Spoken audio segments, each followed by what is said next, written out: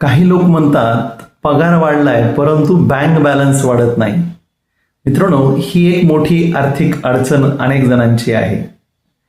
समजा एक जणाकडे एक छोटी पाण्याची बादली आहे आणि तो म्हणतो की माझी पाण्याची बादली भरत नाही कारण की पाणीच कमी येत आहे. समजा त्याला मोठी पाण्याची बादली दिली तर काय होतं? तर हा पठ्या त्या बादलीला मोठी मोठी छिद्र करून ठेवतो, छिद्रांची संख्या वाढवून ठेवतो आणि मग अपेक्षा ठेवतो की ती बादली भरली पाहिजे. बादली भरेल का? नाही ना भरणार.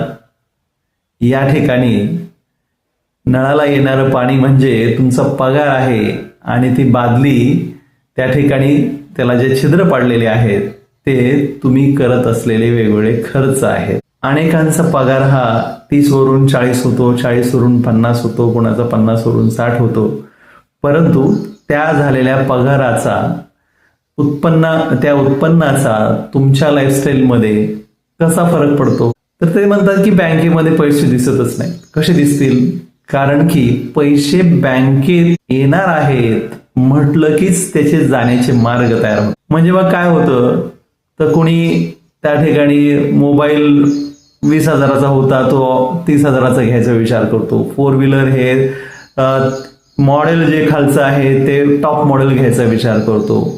म्हणजे ते पैसे येण्या अगोदरच ते पैसे जाण्याचे मार्ग तयार होतात. आणि मग या ठिकाणी असा विचार केल्यानंतर तुमच्या बँकेचं बॅलन्स वाढणार कसं? तुमची गुंतवणूक वाढणार कशी?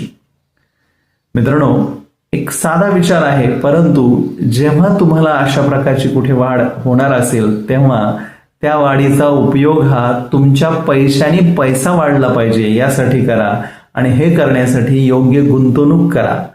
म्हणजे पगार वाढ झाली तर त्या ठिकाणी खर्च न वाढता तुमची गुंतवणूक वाढली पाहिजे पहिल्यांदा आणि मग तुमची लाईफस्टाईल अपग्रेड झाली पाहिजे, तुमची लाईफस्टाईल वाढली पाहिजे. या ठिकाणी होतंय उलट, अगोदर लाईफस्टाईल वाढायचा विचार केला जातो आणि मग त्या ठिकाणी हातात काही उरत नाही. मी असं म्हणत नाही की तुम्ही मजा करायचीच नाही, तुम्ही तुमची स्वप्न पूर्ण करायचीच नाही.